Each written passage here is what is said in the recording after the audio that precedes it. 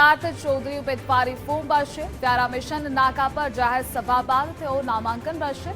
કોંગ્રેસ દ્વારા પ્રથમવાર યુવા ચહેરાને ટિકિટ આપવામાં આવી છે। ભાજપે બેટમના સાંસદ પ્રભુ વસાવાને ટિકિટ આપી છે।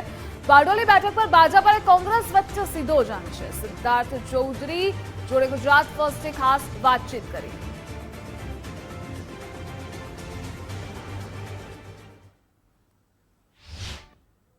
મુખ્યત્વે અમારા ગ્રામીણ આદિવાસી વિસ્તારમાં તમે જુઓ તો શિક્ષણ, આરોગ્ય અને રોજગારી જેવી પાયાની સુવિધાઓનો અભાવ છે।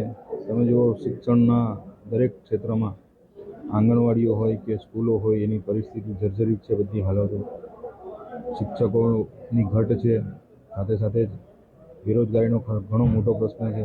લોકશાહીની આ એક ડ્યુટી છે કે લોકશાહીમાં તમે કોઈ હંમેશા જીતતું નથી હોતું।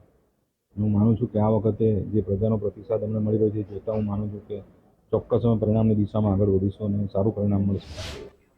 ઇલેક્શનને લગતા વધુ એક સમાચાર સામે આવી રહ્યા છે।